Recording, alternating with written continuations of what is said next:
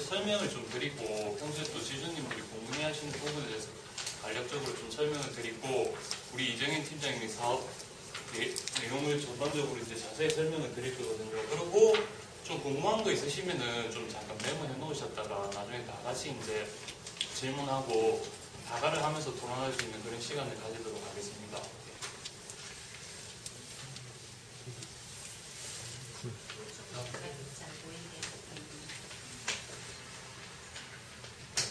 예, 먼저 저희가 이제 요원님들 현장에서 말씀하신 부분 중에서 제일 궁금해하시는 부분들이 이제 뭐 지역주택조합을 진행을 하는데 우리 건설사가 나와가지고 진행을 해야 되지 않냐, 그리고 감정평가는 또 어떻게 이루어졌느냐, 뭐 요거를 좀 가장 많이 궁금해하셨거든요. 저번에 첫 번째, 두 번째 간담회 오신 분도 그렇고요. 그래서 지금 저희들 지주님 의견을 종합적으로 이제 검토를 해보면은 세 가지 의견으로 좀 나뉘는데, 여기는 이제 매매 약정을 하신 분도 계실 거고 아직까지도 안 하신 분도 계실 건데 그 사람 입장이 서로서로는 조금씩 다를 거라고 생각을 합니다. 지금 약정을 하신 분들 생각이랑 아직 안 하신 분들의 생각을 좀 세 개로 압축을 하면은 좀 사업은 대략적으로 우리가 찬성은 하는데 금액이 좀 저렴하다 이런 분들이 제일 좀 많으시고요. 그리고 뭐 분양권에 대해서도 필요 없다 이렇게 설명하신 분도 계시고, 두 번째는 이 금액으로는 우리가 좀 솔직히 살 집을 좀 찾을 수가 없다 이런 의견도 있으실 거고요. 그리고 세 번째는 나는 그냥 이대로가 좋다, 여기 계속 있었으면 좋겠다 뭐 이렇게 얘기하시면, 두 번째 같은 경우에는 저희가 어떻게든 그 금액으로 살 집을 찾아드리면 되고, 세 번째 같은 경우에는 지주님들의 권리거든요. 나는 뭐 여기서 우리가 서로서로 시장 가격으로 체결을 해서 안 된다 하면은 어쩔 수 없지만 그 부분에 대해서 사실은 진심으로 이제 내용을 물어보면은 좀 금액적인 부분으로 사실은 좀 사업은 찬성을 한다 이러신 분이 거의 대다수거든요. 그래서 제가 대략적으로 그 첫 번째, 두 번째 질문을 답변을 좀 드리면서 이 지역주택조합의 법적인 취지를 좀 말씀드리고 싶은데, 이게 지역주택조합이랑 재개발에 대해서 좀 말씀을 드리면, 저희가 여기 마을에 살고 계신 분들은 토지만 가지고 계신 분도 계시고 집만 가지고 계신 분도 있고 토지, 집 이렇게 가지고 계신 분이 총 400명이 넘습니다. 이분들을 저희 지주라고 지칭하겠습니다. 이 지주님들이 지역주택조합의 사업의 취지는 말 그대로 지역주택조합입니다. 지역에 살고 계신 분들이 우리 마을 발전을 위해서 주택을 짓기 위해서 결성하는 모임이 조합이거든요. 그러면 이제 법적으로 구청에 인가를 내서 조합에 이제 인가를 내야지만 이게 조합이 결성이 되는 거예요. 그 요건은 토지매매 약정서 80%입니다. 80%가 이런, 지금은 저희가 추진위원회거든요. 추진위원회. 예전에 이제 재개발을 할 때 재개발 뭐 조합장님도 계시고 여러분 다 계시지만 지금은 추진을 하고, 쉽게 말해서 지금 지역주택조합의 조합장, 대장은 현재는 없어요. 이 마을에 계신 분들 모든 사람들이 취지가 우리가 다 같이 마을을 공통적으로 이제 아파트를 짓자, 여기 협의가 돼가지고 그럼 80% 인가가 되면은 같이 이제 상의를 해서 아파트도 짓고 뭐 금액도 어떻고 뭐 이렇게 진행해서 이루어져야 되는 거거든요. 그래서 첫 번째 이제 지역주택조합이랑 재개발 사업에 건설사가 시행해야 된다. 요거에 대해서 좀 말씀드리고 싶은데, 이런 질문이 왜 나오냐고 저희가 곰곰이 생각해봤는데, 그 얘기가 우리가 2007년 4월 4일 정확하게 범천 3구역 주택재개발조합 승인 인가가 났습니다. 구청으로부터. 그 얘기는 마을에 계신 모든 분들이 우리 재개발 사업을 하고 싶다, 구청에 법적으로 정확하게 승인을 다 냈다는 얘기거든요. 그러면 다 찬성을 해서 재개발 사업을 한번 해보자, 이걸 법적으로 통과가 됐다는 얘기입니다. 2007년 4월 4일날. 그러면은 그 재개발 조합은 어떻게 진행이 되냐면은, 건설사가 공통점은 뭐냐면은 우리 마을에 아파트가 올라갑니다. 아파트 올라가고 아파트를 짓는 사람은 건설사고, 이 비용은 은행에서 금융기관에서 PF로 인해서 일어나거든요. 근데 재개발 사업에서 건설사가 중요한 이유는, 재개발 사업은 조합이 인가가 설립이 되면은 나머지 사람, 나는 여기 현금만 받아서 나가겠다, 여기 아파트에 살 이유가 없다라는 사람은 공익사업을 위한 토지 취득 및 보상에 관한 법률로 강제수용법입니다. 그걸 감정평가 금액으로 해서 내보내거든요.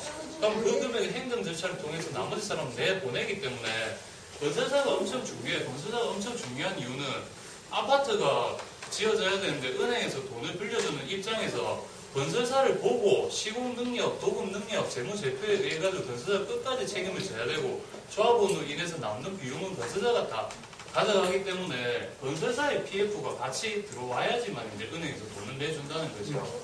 근데 이 지역주택조합은 반대로 우리 지주님들이 주인이시거든요. 주인. 우리가 우리 땅으로 인해서 우리가 아파트를 짓기 때문에 은행은 건설사의 재무제표나 뭐 담보 능력을 전혀 보지를 않아요. 아무런 이유가 없어요. 왜냐하면 우리는 부동산 확보가 다 됐고 건설사는 단지 짓기만 하면 되는 거고 그리고 우리는 조합원이기 때문에 아파트에 들어올 사람까지 이미 다 정해져 있습니다. 그러면은 쉽게 얘기해서 저희는 이제 추진위원이지만 저희도 이제 어떻게 보면 조합원이거든요. 한 달 후에 이 땅이 지금 이렇게 큼직큼직하게 돼 있는 이유는 여러분들도 잘 아실 겁니다. 이 땅이 한 달 정도 후에는 저희 땅이 될 거고요. 그럼 똑같이 저희가 80% 인가가 나오면 조합이 된다는 얘기는 서로 같은 편이 된다는 얘기거든요. 같은 편이 돼가지고 대장도 선출하고 그래서 같이 의논을 해가지고 아파트를 짓고 그럼 지금은 뭐 분양가도 어느 정도 저희가 정해놨고 건설사도 이제 책정이 됐지만 이게 더 좋은 생각이 있으시거나 이게 의미가 없다, 더 좋은 게 있다면 그때 또 의견을 피력하시면 된다는 거거든요. 그래서 같이 사업을 이끌어가는 거기 때문에 저번에 오신 분들께서 또 말씀하시는 부분이 아니 여기 삼라디엔씨가 뭐 어떻게 돼가지고 어떻게 진행을 하고 다음에는 어떻게 하고 얼마나 아파트를 지었고 이게 자기는 엄청 중요한데 왜 요걸 얘기를 안 해주냐 이런 말씀을 하시는데 거기에 대한 답변은 그게 그렇게 중요한 게 아닙니다. 원래 이 지역주택조합 사업의 법 취지 자체가 우리 지주님들이 여기 사시는 분들이 전부 모여가지고 야 우리 아파트 지을래? 마을 발전을 위해서 좋다 진짜 이래서 지어져야 하는데 현실상으로는 그게 불가능하다는 거죠. 그래서 오늘날 현실은 부동산 하시는 분이 모든 사람의 의견을 물어보고 다 같이 일을 해서 아파트를 진행하기 때문에 조합이 결성이 되면 이 조합의 테두리로 인해 가지고 조합에서 모든 걸 결정하고 아파트 시공이 이루어진다는 거거든요. 그 말씀을 좀 드리고 싶고 그리고 저희가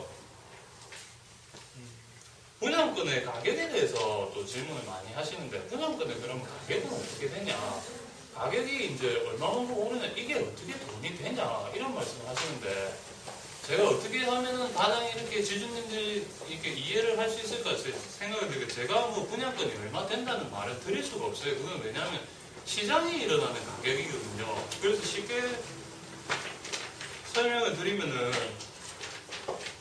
여기 아파트가 신규 아파트가 지어졌다고 생각을 해봅시다. 저희는 분양가가 한 700 정도 뭐 확장비 이런 거 다 빼고 이렇게 계산하고 지주님들 가격은 5%가 정도가 인하가 되는데 요 근처에 가보시면 요 말 앞에 있는 이 편한 세상 아파트 2006년에 준공이 됐습니다. 10년이 됐습니다. 그 가격 거래가 1,000만 원이었거든요. 그리고 저 옆에 있는 태화현대 96년도 준공 20년 됐습니다. 여기도 지금 부동산 가서 물어보시면 되니까 850 정도 선입니다. 그리고 이쪽에 있는 동일 스위트도 한 20년 정도 됐는데 1,000만 원. 그러면은 10년에서 20년 정도 된 아파트가 그 정도 가격을 하면은 이 아파트가 우리가 새로 지어졌다, 새 아파트다. 그랬을 때 과연 얼마가 될 것인가?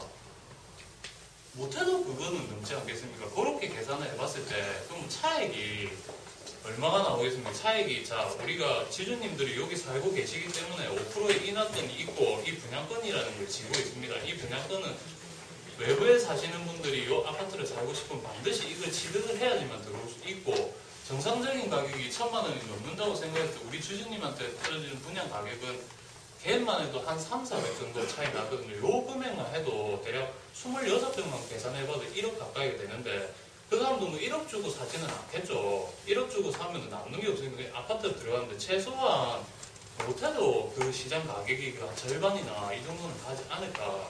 스스로 한번 생각해 보시라는 겁니다. 그리고 지금 이 지역주택조합 사업의 취지라는 게 우리가 우리 땅으로 인해서 분양권으로 해서 모든 사람이 다 공생하는 거거든요. 만약에 이 금액 자체가 너무 저렴하다.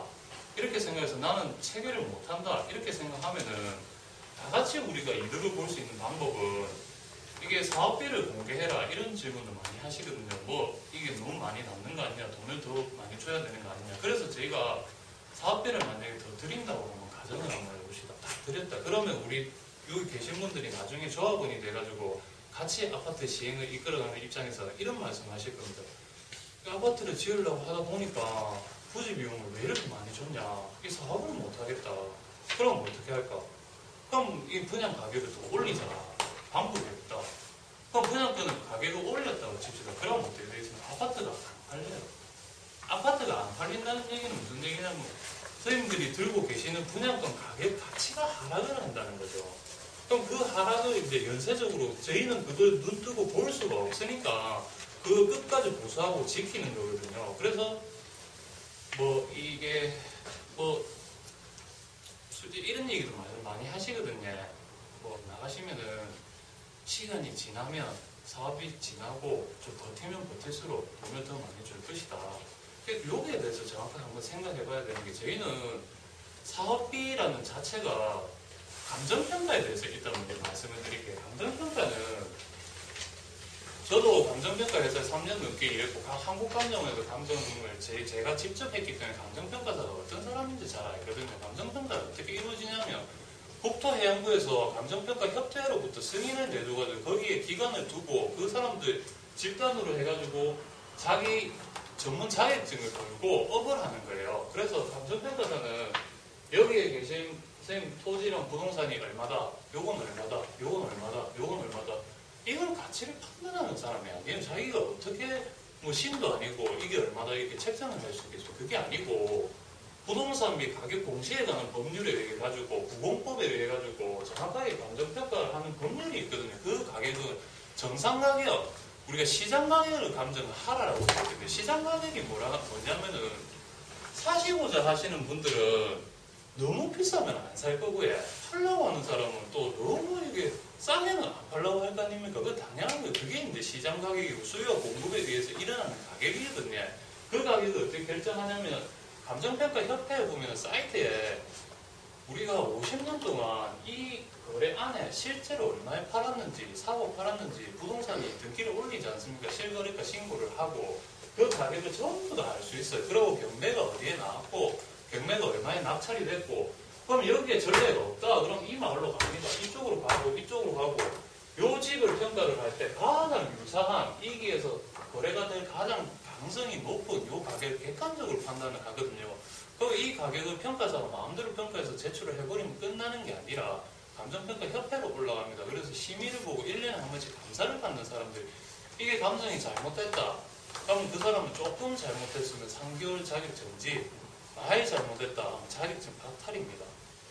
그럼 그 사람은 자기 자격증에도 걸고 일을 하시는 중인데 이걸 대충은 하지 않거든요. 근데 사실은 제 감정에 대해서 말씀드리는 게 사실 큰 의미가 없어요. 저희가 감정 가격으로 지주님들한테 이렇게 우리 사업을 합시다 이렇게 얘기를 한들 난 뭐 하겠다 이런 끝이거든요. 우리 취지 자체가 지역주택조합 사업이라는 취지 자체가 지주님들이 원해야지 결국에는 하실 수 있는 건데 안 한다면 나는 그냥 안 하는 게 솔직히 더 낫다 이러면 결국에는 못하는 거거든요. 그래서 우리가 사업을 할 수 있는 한도 내에 최대한의 금액을 감정평가를 기준으로 두고 제시를 하는 겁니다. 근데 이게 대해서 정확하게 알고 계신 분들은 나중에 저희가 조합원이 돼가지고 다 같이 80%가 돼가 대장도 뽑고 이렇게 하면 같이 이렇게 상의를 해가지고 보자고요. 근데 저희가 생각할 때 가장 위험한 분은 어떤 분이냐 하면요. 이런 얘기 많이 해요. 나는 분양권도 필요 없고 조합원도 안 할 거고 돈만 많이 달라. 분양권은 필요 없고 돈을 많이 달라. 근데 이게 말이 안 되는 게 분양권이 결국에는 우리 모든 사람들의 재산 가치고 마을 발전이 되면 이게 돈이 되는 건데 분양권을 필요 없고 돈을 많이 달라. 난 돈이 필요 없고 근데 돈은 더 많이 달라.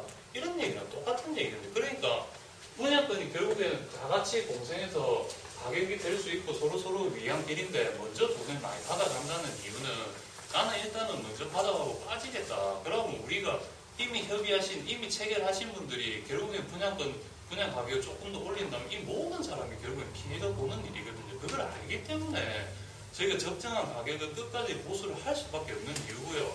그래서 결국에 저희는 지주님들의 저희는 이 사업을 통보했듯이 알다시피 3월 31일까지 결정을 하라 이렇게 하는 이유가 뭐냐면은 시간이 지나면 지날수록 금액을 더 줄 수 없는 이유도 아파트 자재 가격도 올라갈 것이고 여기에서 일을 하시는 모든 분들의 비용이라든지 이런 게 한 몇천만 원이 들어가거든요. 그 사업이 오히려 빨리 되면 오히려 그 금액이 더 남아서 지주님한테 돌려드릴 수 있는데 시간이 지나면 지날수록 돈은 더 떨어질 수밖에 없다는 거죠.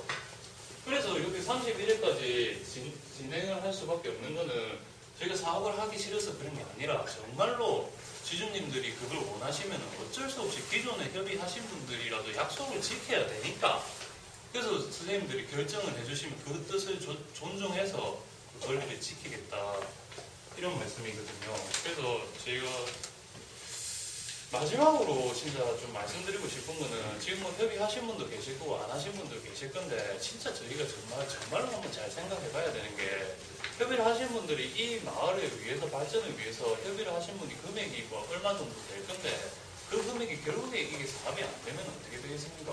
아무 소용없는 계약서거든요.